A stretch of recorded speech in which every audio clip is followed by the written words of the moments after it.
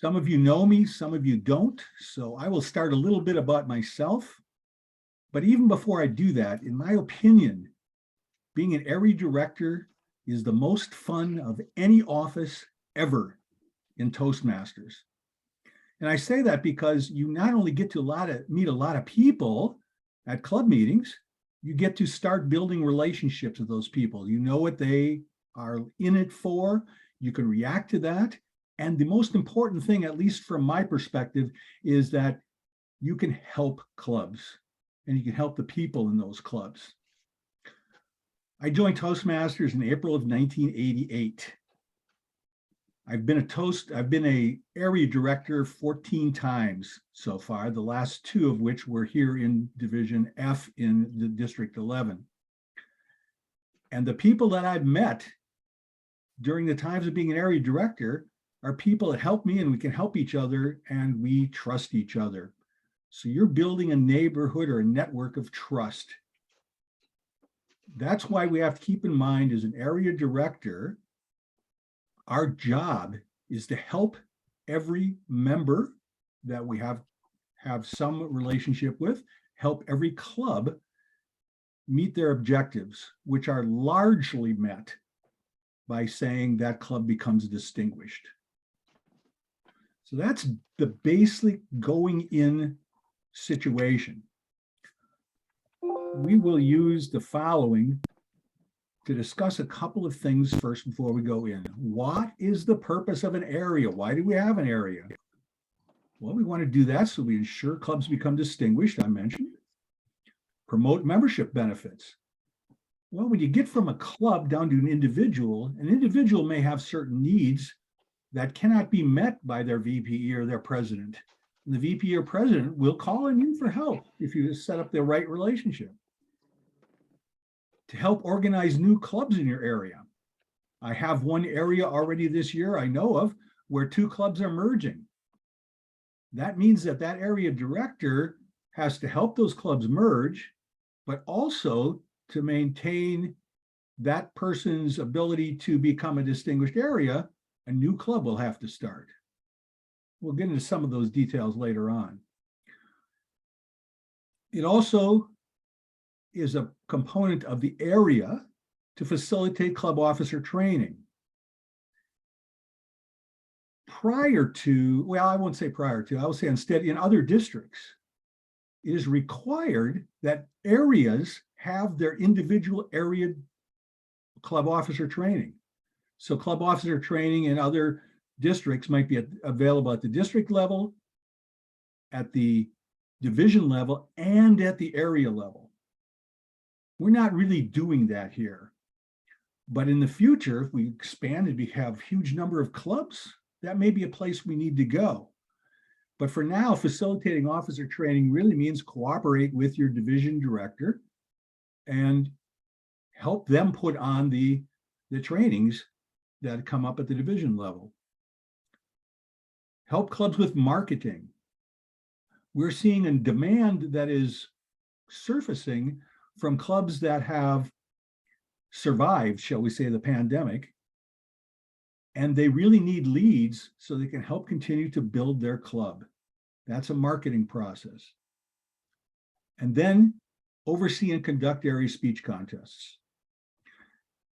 Now, if I had to say, if you were completely stressed, had no help, and had to do everything yourself, I would say there are 3 things. I put 3 up when I say 3. 3 things that you have to do as an area director. Can any of you tell me what those 3 things you absolutely must have to do, you must do? What are they? 3 things. Somebody?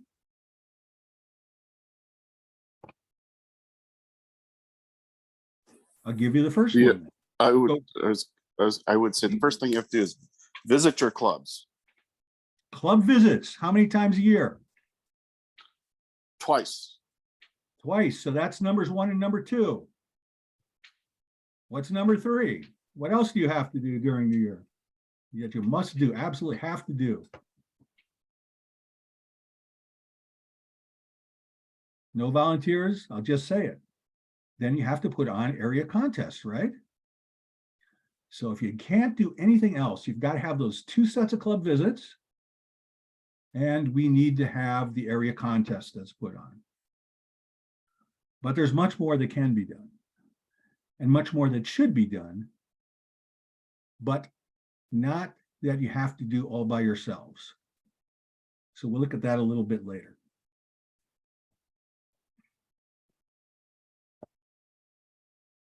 I just want to note, this is just a list of area directions. By the way, before I go on any further, I'll just let you know that I will be immediately after this particular session emailing you all of this slideshow. So there's no need to keep notes of something in a slide. The slides will all come to you.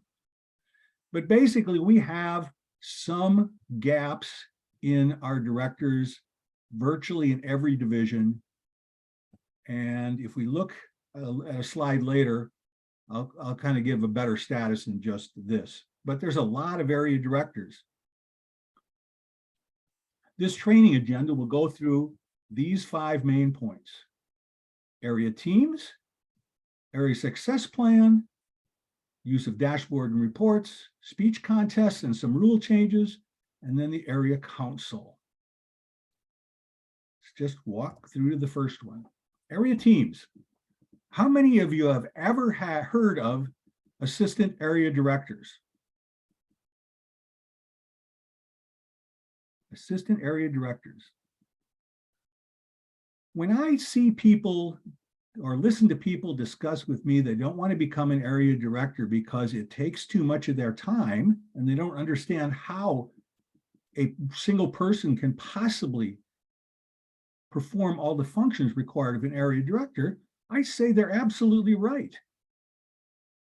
But the thing is, you don't have to do it yourself. You shouldn't do it yourself.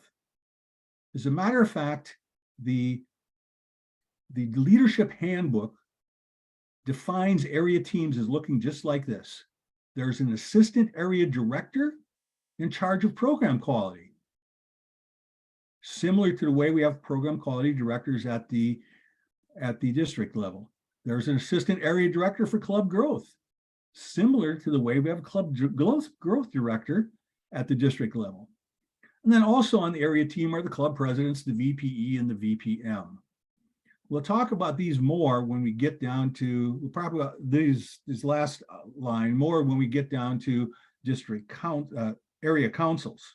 Sorry.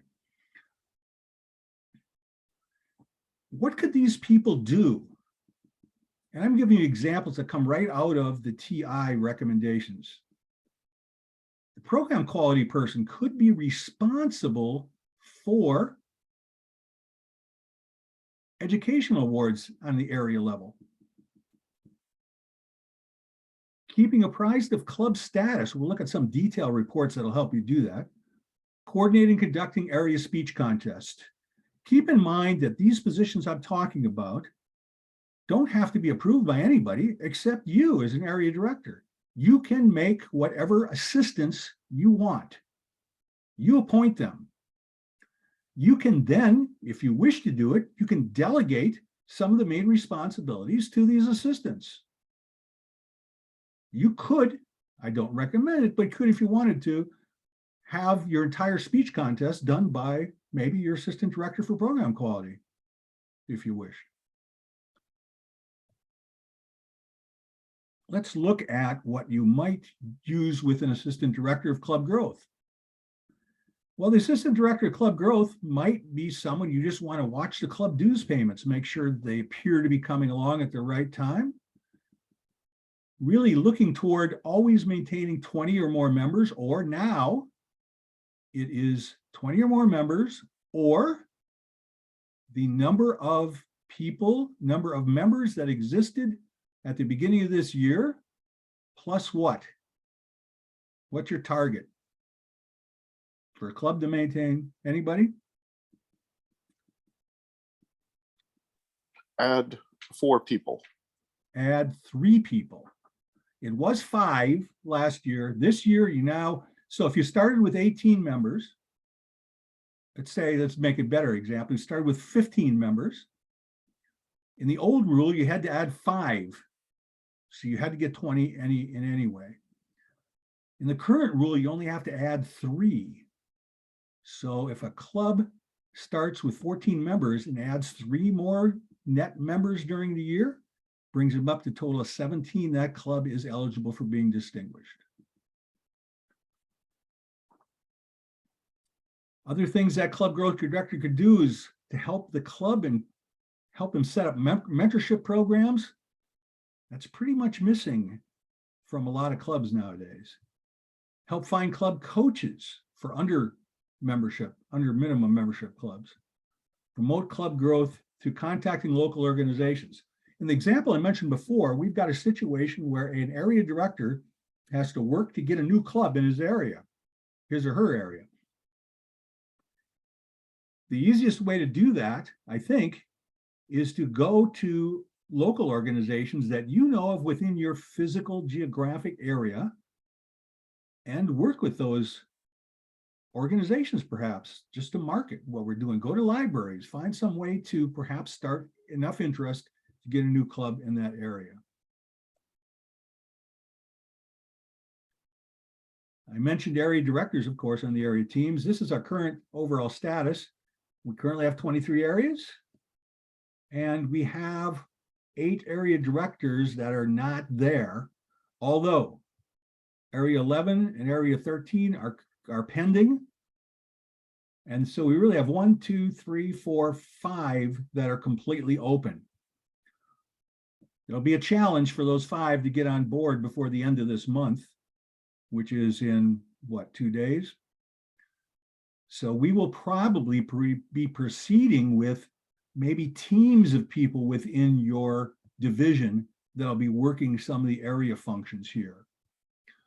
This one that I said is shared, just so you know, there is a single person that is an area director in Division C and an area director in Division H. That person has volunteered to take on both areas, but there's no way to do that easily under international rules. So it's being managed by that same person, but that person can only be a single area director in a single area at one time. So it's informal. So what I want to get across here are the main things. You should be working with a team. You must have some friends there you could rely on to say, hey, listen, would you help me do this task? And it can even be what we call micro volunteers, right? Where they're only volunteering for a couple hours to do a single thing. Use those people. Build teams. Some other advantages of building teams comes from next year.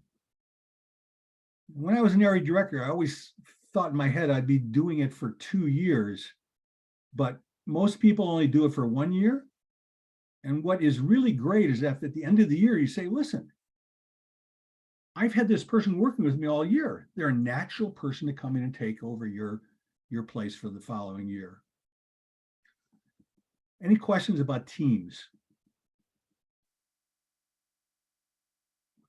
Hearing none, I'll go on to the next section. I didn't want to do that yet. Area success plan.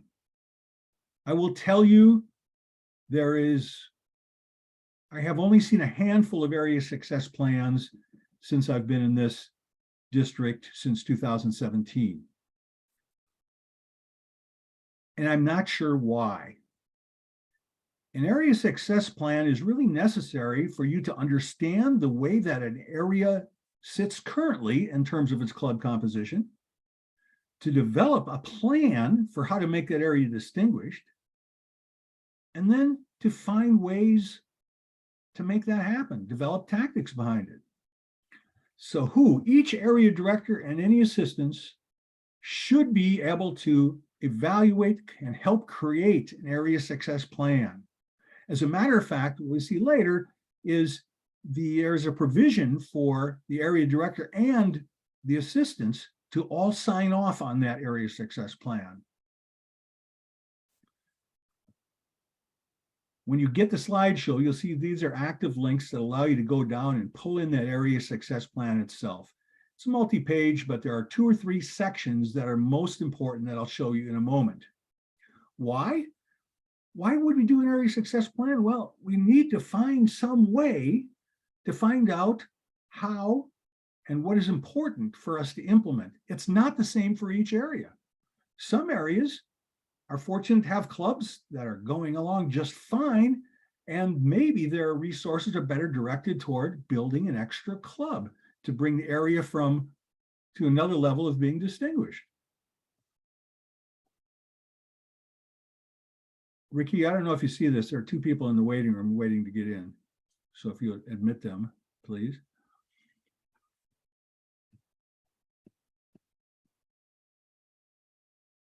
So it's some plan for success, and then allow us to measure our success. And when should these be done? Right away. They should be done already, or at least you have in your mind some idea of the composition of your areas and what has to be done to make them successful.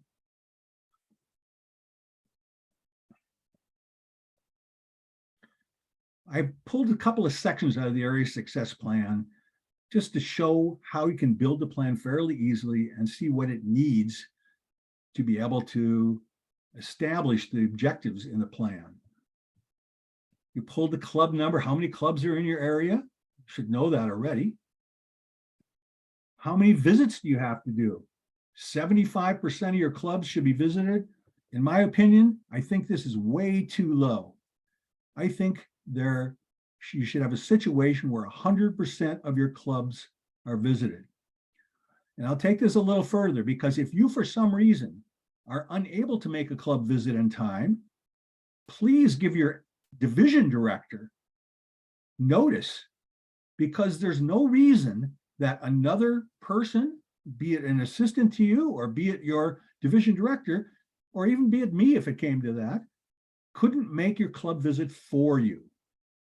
Some districts have already got a team of people that are the replacement visitors, let's call it that, for clubs where the area director can't make it. Now, what happens in that situation is the person visiting in your place writes up the area visit, and then when you key it in to the international, just find someplace in a comment somewhere to say this visit was actually done by whoever the other person was. So I would say take that 75% with a grain of salt. You're going to be the most successful if you get all your club visits done. And then we see right in here helping you calculate what it takes to become distinguished. Half of your club base should be, keep doing that, half of your club base should be distinguished.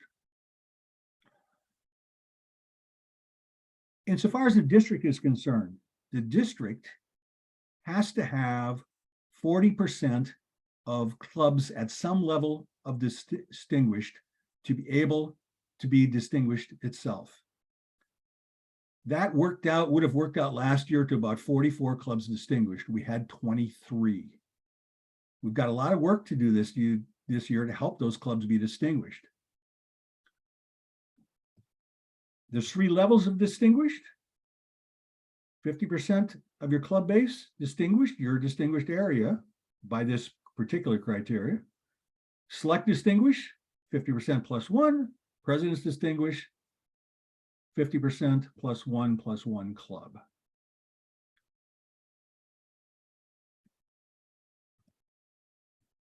Here's an important part, the situation analysis. You need to know these things for your area. What percent of area clubs were distinguished last year? Do members understand how to achieve success for the club? Do they understand what their distinguished club plan is? What I like to list here is the clubs that I think will become distinguished without much effort, because they've been distinguished for several years in a row, and they have their act together. And then if that doesn't bring me up to my 40% or 50%, then I try to list the ones that I think are on the edge. They're like close. And then after that, list the ones that I have to do the most redemption work on for those that have not been distinguished. And that'll give you an idea of where you have to place your efforts. That's part of the plan. And here, there's a signature block at the end of every one of these area success plans. The idea is that your entire team of assistants and you signs off on this particular plan. So we all of you would be working in lockstep. Now, if you're in a situation where you're only going to be a single area director, you're not going to have any assistants, you're not going to call in anybody else, as long as you have in your own mind this information, I would say you might as well file the full area success plan or just with these two sections filled out, because parts of the area success plan are how members are going to interact and things like that. And if you decide you're doing it all by yourself, then you are going to be filling it out how you're going to interact with yourself, and that's not really necessary. Questions on area success plans? Zeke, go ahead. Yes. Yeah, I have a question. I'm just thinking as you're talking about these, I guess, plans, and I don't know, maybe this is, I'm making things too complicated, but is like the demographics of the area, or, you know, is there like measures of how much Toastmasters can grow in the area, or what's your kind of thoughts or experience with that kind of thing, like the fertile ground of just the area that you're working with? I will say that it differs every year in the last few years. I would say that we've been working with pretty stale ground the last couple of years. But despite that, there's a fair number of clubs that have done very well. And those are the same clubs that have been persistently done well over the years. You know, there are clubs that have been President's Distinguished for 10 years in a row. You probably don't need to help them very much. As a matter of fact, attending that club, you're going to learn some things. I think you will find that the extent to which clubs start using or continue to use hybrid will result in more fertile ground. Just from what I've seen so far this year, new people coming in want the flexibility to either be able to attend in person or to attend online. And I think that's where the fertile ground is, to allow that flexibility. I do not have any historic comparisons of leads now versus leads in earlier years.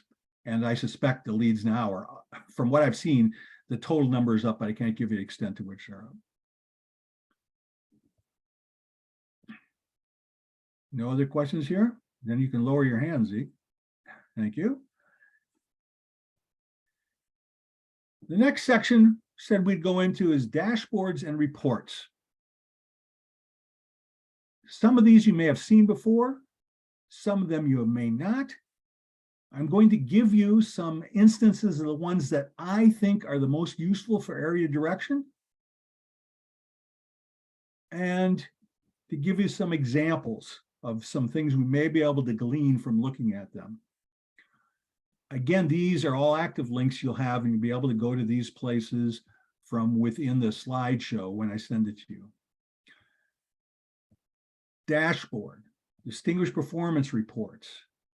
There's ability for you to look right at your area, right from, all of these come from Leadership Central, District Central, inside the Toastmasters district site. Actually, I just lied to you. It's not the Toastmasters district site, it's Toastmasters International site is where these reside. Pathways adoption, I've got several things to say about that. We'll go through some examples. Area director club visit record reports. I'll show you some of those also. So let's look at some of the examples. First of all, this is a test now. What is the requirement for your area to be distinguished?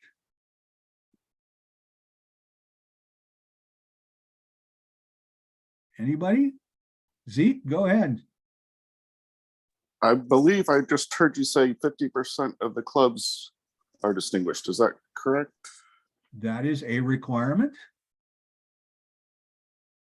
Well, okay, I thought there might be some others. Let's look down here and see what. It's right here. In addition to these things we just discussed and that Zeke pointed out, there are two other requirements. Your area can have no net club loss. So it either has to be a gain, or if you lost the club, you have to replace that with a new club. And 75% of your club base must be visited during each cycle. It's not just one visit, it is 2 visits during the year. Can anybody tell me when the club visits are supposed to be completed this fall? Don't be shy. You can just November 30th. November 30th, correct. When will the next cycle end? The spring May cycle. 31st. May 31st. Now I'll admonish you in a couple of things with that timing. Please don't wait till May 31st to complete your club visits, because you only have a month left in the year. How are you going to help the club in 1 month? You're not. Same thing here. Please do not wait until the end of November, because what do you have next? You've got December, which has other kinds of things going on in it, and then you've got contest season that starts. Please get these done as soon as you can. But now we're in October, so there's really 2 months for completion. Keep that in mind. And if you can't, and again, I'll keep emphasizing this, if you can't get them done, get someone to help you. If nothing else, go to your division director. So here's what a distinguished performance report looks like. And I can look to see how are the clubs doing in my area. This is an example of Area 61 at the end of last year. Area 61, 4 clubs in the base, 2 paid clubs, 2 distinguished clubs. Well, okay. So is this going to be a distinguished area? I got 2 distinguished clubs. 50% of my clubs are distinguished. Anybody? I'm going to start calling on names if you all don't answer. So somebody come. Let's look at this again. We've got club base of 4. We've got 2 paid clubs, 2 distinguished clubs. Without looking at the individual clubs, can somebody tell me whether or not this is a distinguished area? It's distinguished. Say again, Donna? It is distinguished. Well, it's not distinguished Why? because there's Oh. only two paid clubs. 2 paid.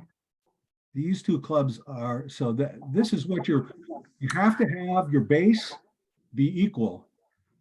So we only have 2 paid clubs here. 2 clubs are Okay. suspended. Mm, You can look at some other things. For example, you can look at, okay, let's look at the club visits. In November, we had 100% of those clubs visited. Only 50% in May, but by then, I guarantee you, those clubs were not meeting. And so this is something the area director there hopefully knew about, but was unable to do anything before they suspended. I can tell you right now, neither of these clubs are meeting. They're not even in the base this year. Let's look to see what else we have. These 2 clubs, though, we've got a President's Distinguished Club and a Distinguished Club in the same area as these 2 that went. As a matter of fact, I'll tell you, this club meets the 1st and 3rd Mondays. This club met the 2nd and 4th. Kentuckiana met the 2nd and 4th Mondays, and they were using the same physical location when they met. That's just history I know, because Area 61 is one of those clubs is my club. I'm in communicators. So a club can survive under adverse conditions. It's your job as an area director to help to make sure these ends, these no's, or really these no's, that the renewals that didn't take place. So one of the first things you're going to be watching coming at the end of dues collection, which is this month, you'll be seeing what clubs are late in your area at producing their dues. Did they put the October renewals in or not?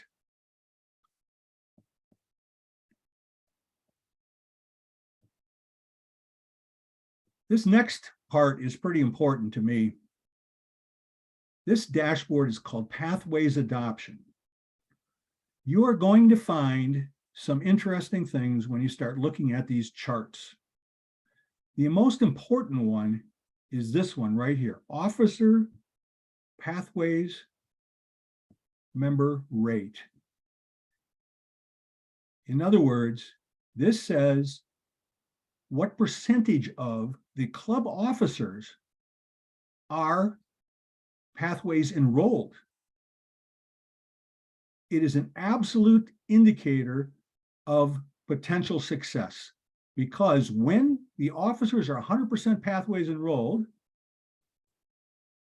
and close, they have a much better chance of success and being distinguished than otherwise.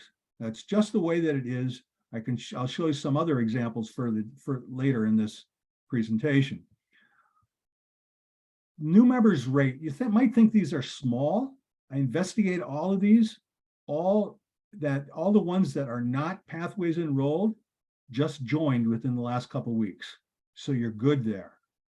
But if you would find that that's not happening, then there's a problem perhaps with the VPE of getting that member enrolled. In the olden days, before pathways, we used to say that new member coming in should be speaking within the first 1 or 2 meetings after they join, just to get them on board and get them running. If I see people that are coming in and are not getting pathways enrolled, there's a problem. And eventually they'll just drift away.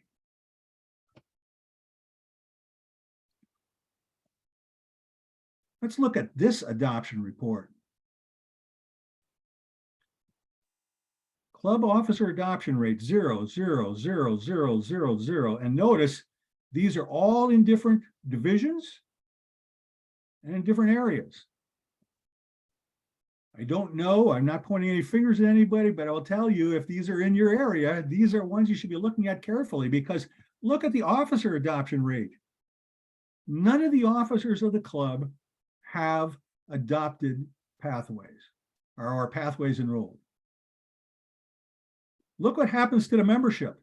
11 to 0, 0, 0, 9 to 6, 2, 2, 10 to 9 down to 7. 0, 0. That just means they haven't submitted anything. But it's a strong positive correlation. If we're not adopting pathways by our officers, we're losing members. That's all there is to it. Now, actually, I misread this column here. This is the total members in pathway, but still, you'll find that on all of these, the total membership has gone down. I don't have this as a column here. This is just the number of pathways, members that are in pathways. 2.2 is a pretty good percentage, but none of the officers. That's the kind of thing that you need to look at when you're going out in advance to the club. And it's better to have that in your hands than to stand up in front of the officers if you're meeting with them and say, are all you guys enrolled in pathways? You know, I don't want it to embarrass the officers. I think in a situation, even when we go back to this one, I would like to know going in which officer is not enrolled and what the problem is.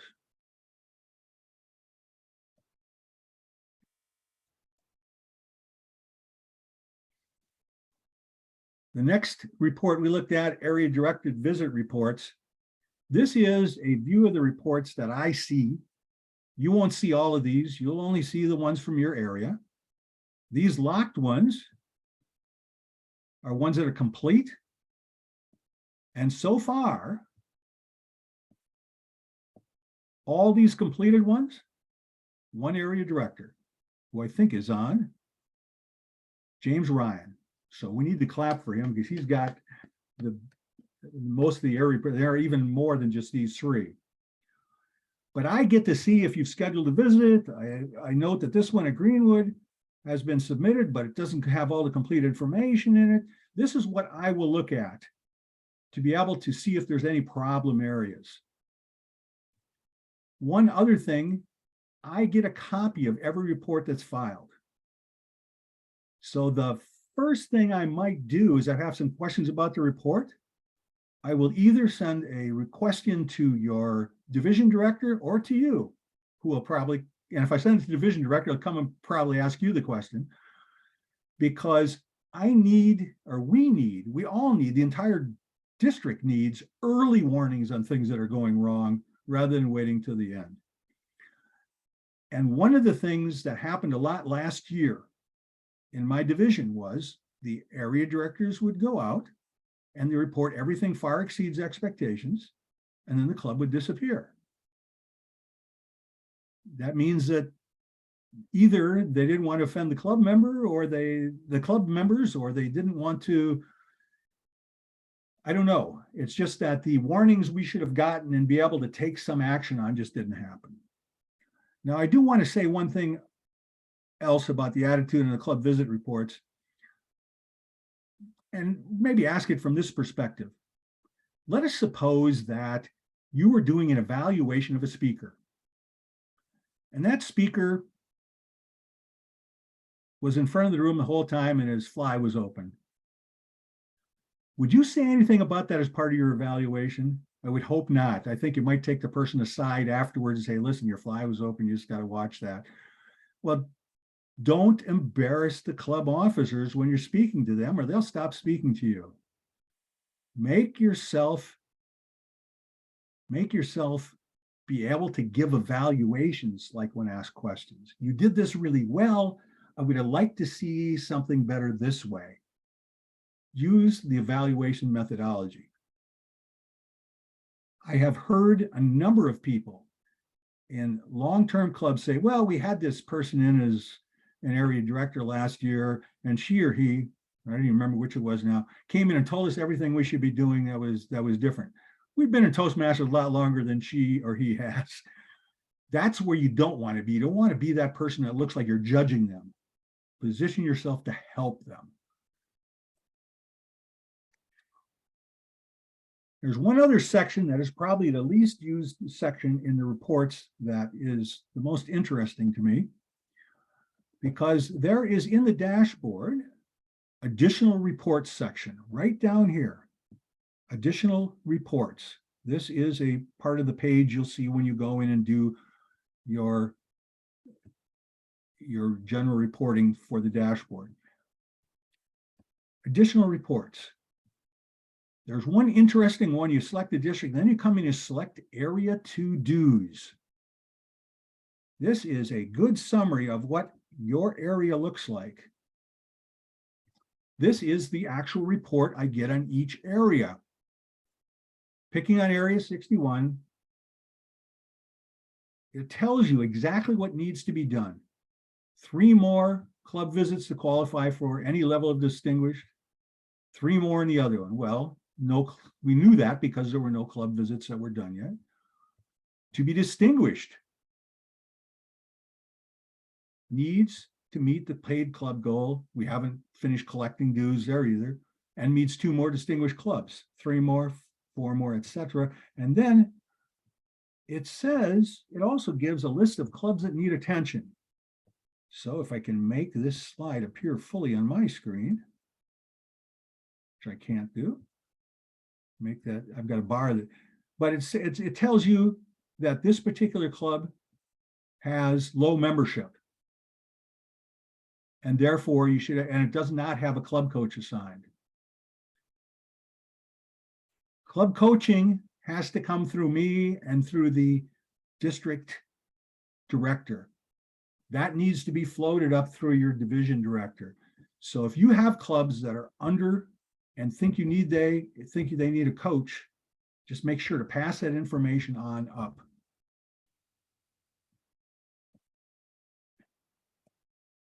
Any questions on dashboards or reports?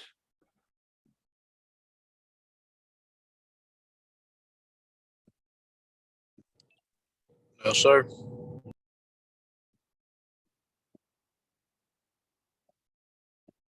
Then we'll go on. Remember that third thing that I said you had to do? Speech contests.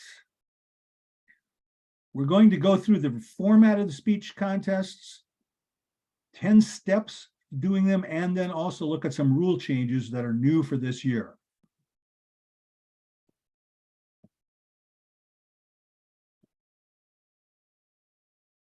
This was decided yesterday at the DEC meeting. Was that yesterday? Yes, yesterday. All area division and district contests will be hybrid. Hybrid will require you to have a physical site. Now, before we went into COVID and had all these virtual things, every area was essentially an in-person contest. So it's not giving you any more requirements than the in-person contest did a couple of years ago, except some video capability to allow people to come in virtually. But the way it was done is that the area director would find a club that was ready to host a contest. It's the same thing here.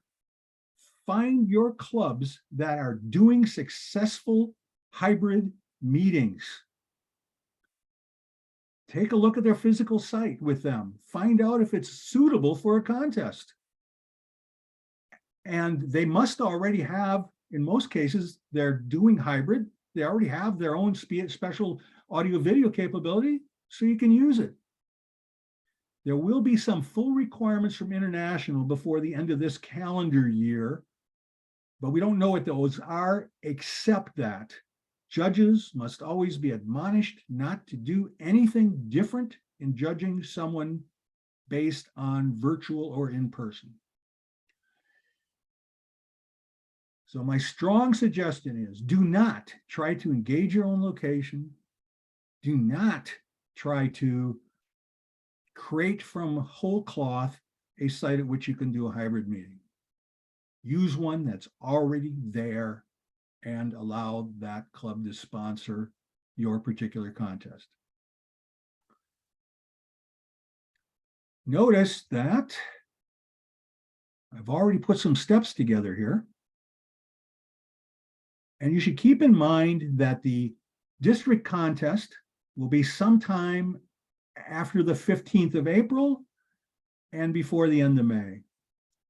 Division contest will then be between February 15th and between March 15th and April 15th.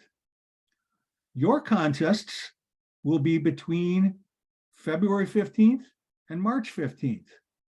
There's some other little extra rules there, but my point is you really want to get your sites all lined up right away because February is not far away. So select a site with a club already virtual. Select your contest date and time also. You know it's going to be between these time periods. Try to get it on the calendar as soon as possible because the calendar management is being done under the direction of the trio, and we don't want to have all of the area contests at the same dates and times because that's hard for the division director to get to all those contests, and it's hard for any of the top three to come to very many of the area contests that may wish to attend otherwise. In addition to that date range, though, note that it must be 2 weeks before the division contest. So if your division contest is March 16th, which you better find out from your division director, you have to be much earlier in this time frame. By the way, the club contests, just if that question comes up, club contests are in whatever form the club wants to make them and can simply appoint people. They do not have to hold a contest. And those can take place anytime from now until the start of the area contest season. They have to complete 2 weeks before your area contest. Steps 1 and 2. November, 1 month away. Steps 3 and 4, also November, 1 month away.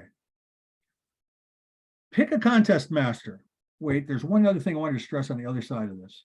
This last line, consider a merged contest.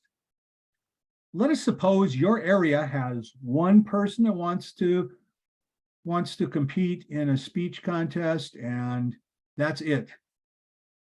Maybe another area has 2 people.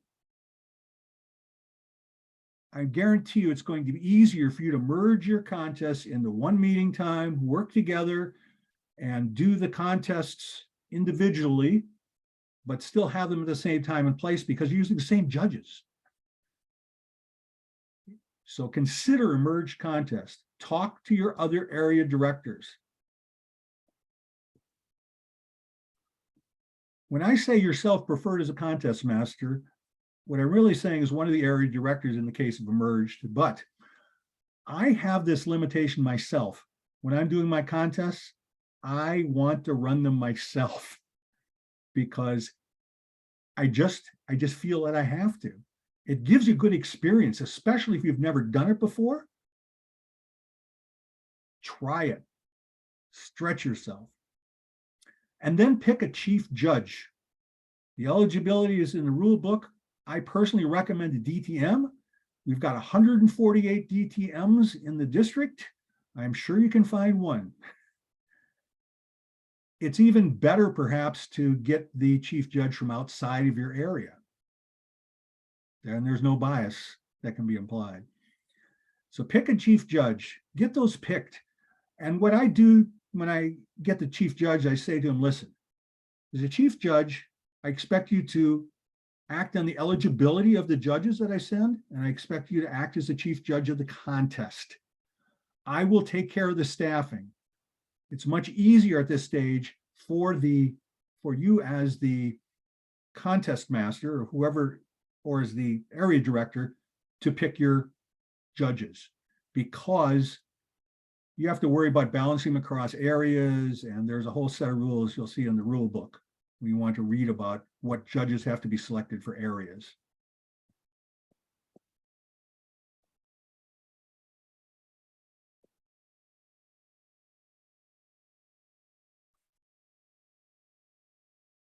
Wasn't I just at that? Oh, there we go. Skipped 5 and 6. December, rather than November now. Steps 5 and 6. Tell the clubs. Clubs right now don't know anything about the contest. I'm sure they are thinking there is an international contest, but also announced last night was the second contest, which is the humor speech contest. Tell the clubs they have to make their contest or have a designation by 2 weeks before the area contest.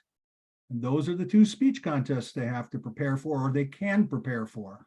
Clubs are not required to have contests. Areas are. And then you need to pick a Zoom master.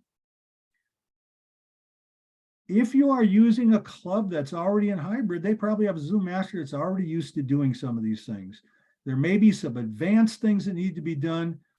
Zoom master can always get help from or advice from the district Zoom master, who is on this session today, Rikia. There she is, waving, and she's glad to help, but I wouldn't expect her to be running the area contests. So get that Zoom master from the club that's sponsoring if you can. 115. Should have your judges in place. You know who those judges are. You need to select 5.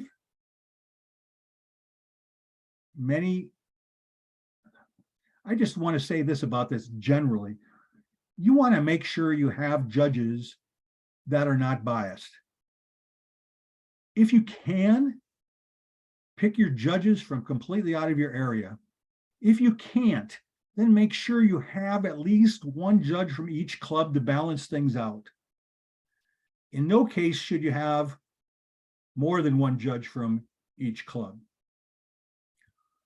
Have your chief judge, as soon as you select a judge, send the papers over to the chief judge, have the judge evaluate eligibility. And there's an eligibility form, give them a rule book and all those kinds of things.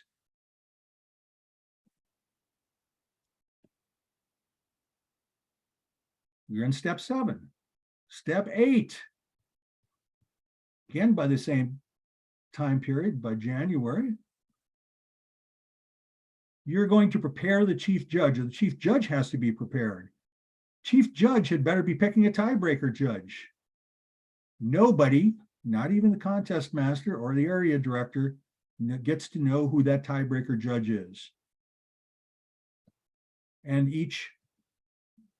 just make sure that the rule book is in everyone's hands. The chief judge is approved of the judge's eligibility. When you get to contest season, you've got to read that rule book 2 or 3 times if you've never done it before. And seek a mentor.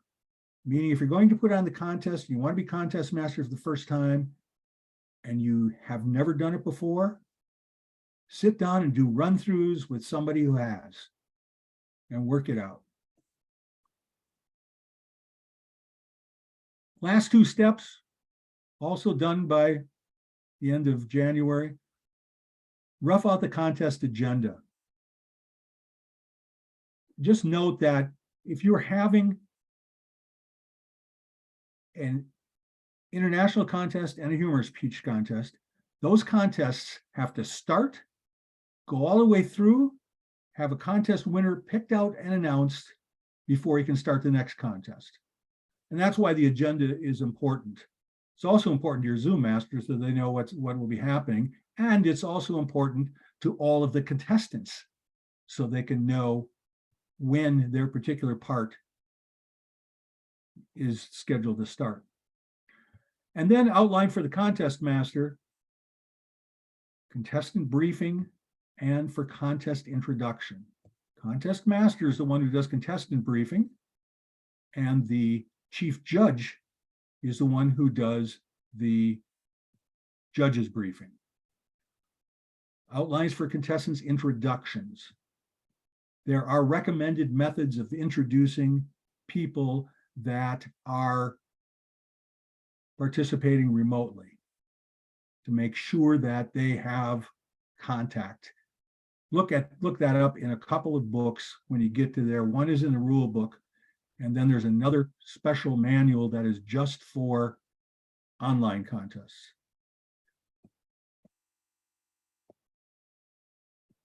Next, just the speech contest rule changes. Some of these are pretty important. So let's just walk through this one. In addition, to be eligible to compete in the International Speech Contest, a member must have earned certificates of completion in level 1 and 2 of any path, or earned a Distinguished Toastmaster Award. That's brand new, because prior to this, someone who had 6 speeches out of the basic manual in the legacy system could compete in an international speech contest. Now, the only way you can use a legacy educational achievement to compete in a speech contest, in an international speech contest, is if you have a DTM. So if someone comes in with an ACB and a advanced communicator and I can't even remember the titles anymore. Let's say it's advanced communicator bronze, they're not eligible to compete if they don't have level 1 and 2 in PAS. So that effectively cuts out a lot of intermediate people in legacy systems. There's an incentive. If you want to compete and you don't have level 1 and 2 in any path, time to get it done quickly. Next one, candidates for elected is the important term, district leader positions for the term beginning subsequent July 1st cannot serve as any contest official or a test speaker at area, division, or district level. Now, if you aspire to be an area director next year, it's no big deal because it's not elected. Area directors are appointed in this district. However, if you are putting on a contest for an area and you want to be a division director next year, you cannot have a role in your own contest. Candidates, so let's say you are a candidate for division director. You cannot be a contest official, period. Whoops. So keep that in mind. If your contest is in January, maybe, and you do want to be a candidate, maybe you wait until after your contest to make an announcement.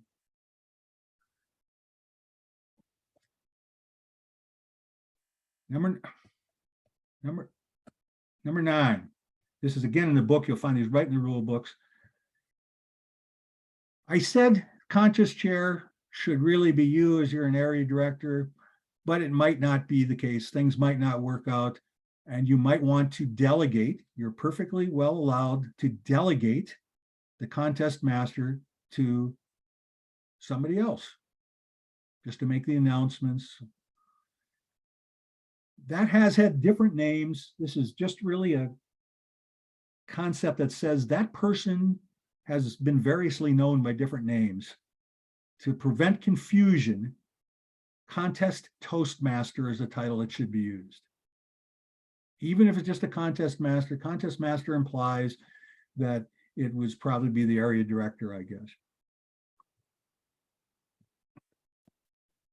And of course, I think it should be clear, but if you're a contest master, you can't compete in the contest in which you're serving.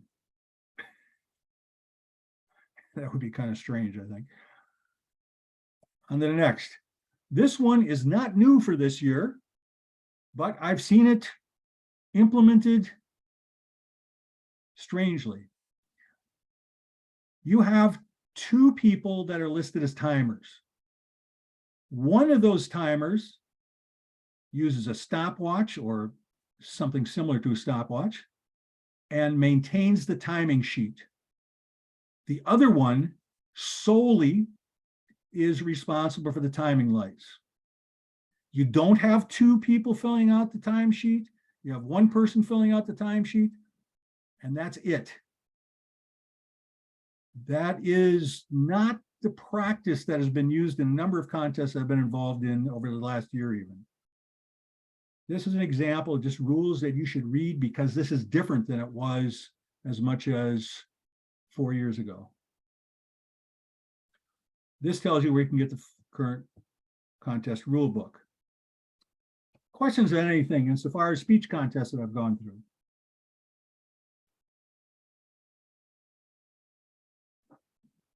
All right, you're all experts on it? Oh, Zeke, go ahead. I just had one kind of basic question. So if you are the area director outside of your area, then you could, in theory, still participate in the speech contest. Is that correct? No, you can't because you are, I wasn't giving you the full rules there. I was only giving you the new rule. And there are other rules for participation. You cannot be an area director and participate in any speech contest.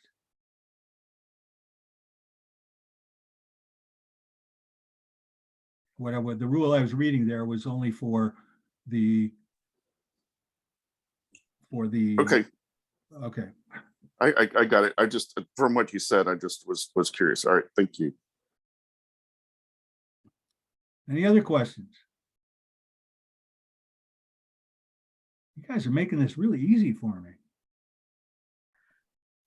I don't have any questions right now, but I think as I start going through this process, those questions are they're going to be questions that arise. So, There definitely will be. And the first place to take those questions is to your division director. yeah, thank you. Area council.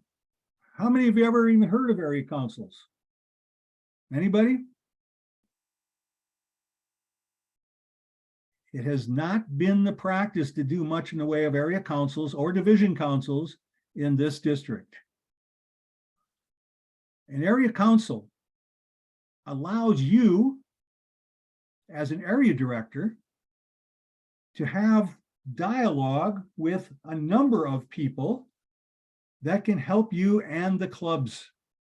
For example, you might have a situation whereby a couple of clubs are having a certain problem. Maybe the problem is getting guests in. It's one thing for the area director to say, well, why don't you try this? But it might be a different thing for a club in the same geographic area to say, hey, we're having good success because we've done X. And you're not going to get that exchange so easily as you would if you have them all face to face. An area council meeting is supposed to be held twice a year. Area director, your assistants that you're going to get, right? Club presidents, club VPs, and club VPMs. So imagine that you can have an area council meeting. Well, easy now, virtual, right? You could put on your own area council meeting, do it twice a year, invite all these people to that area council meeting, and walk through problems that specific clubs are having. Try to make it a problem-solving session. Make announcements about things. In the olden days, 2 years ago, before COVID came around, I would typically have my area council meetings at the same sessions where we had club officer training. So we have the club officer training, and then after club officer training was done, I'd call an area council for my area, and we'd do it right at the same facility. Now you don't have to worry about a facility. You can do it virtually if you want to. And you don't, then it doesn't have to be so closely coordinated to another gathering, right? I guarantee you these people are the people you want to get to know, all the people in that list. And they will be more candid about pointing out problems or places where you can help them when you have a group and you're speaking to a group of club officers. What's the purpose of the area council? I went through some, but these written purposes are what are in the district leadership handbook. Manage area activities and support each club in fulfilling the club mission. Analyze the problem situations, develop tactics for correction. That's the biggest one there, for me, 2B. We can be in Toastmasters for a long time and still not have a lot of the answers. The best answers to situations come from full collaboration. That's from my experience. They should be twice per year, and by the manual, 4 weeks notice before the meeting. So people have time to get it on their calendar, etc. Questions on area council? All right. That's all I have to say, but I'm trying to look to see what time it is. I've been speaking for a little over an hour. Now's the time to ask any questions about anything, either what I presented or anything you've run into, present some problems where maybe we can talk about them, or if no one talks, you're going to get out early. Let me unshare my screen so I can see you all.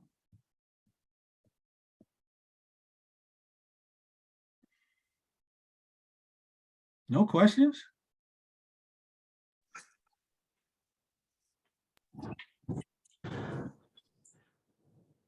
Well, Nothing, go ahead, Jared. nothing in particular stands out. I mean, that's just a lot to take in, especially with me just still getting my feet wet in general. How often do the frequencies, I guess, change, and are the frequencies in which I guess you have to meet, are those voted on annually, or how does that work? For which meetings? The area councils? Yes. Those are, frequency is 2 times each year, and that comes from international. That's a standard. Okay. Now, you can do it more often. Nothing, it's not like international is going to come into the area and give everyone black marks for not doing them. But I think by doing them, you're going to improve the probability of making your area distinguished.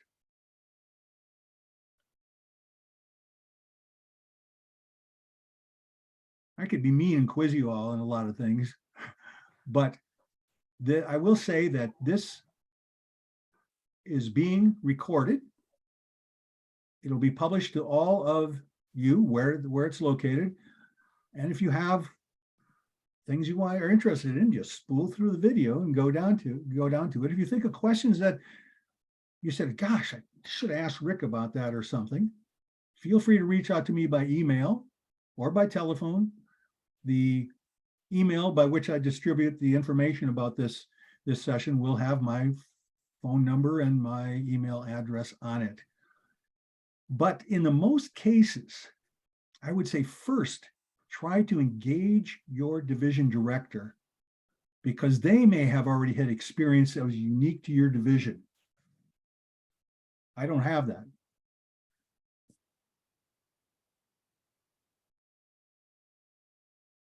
Anything else? You all get to leave then early. And thank you for coming. Thank you for the presentation. That was very informative. Thank you, Rick. Thanks a lot. That timeline is helpful. Yes. I'll see you all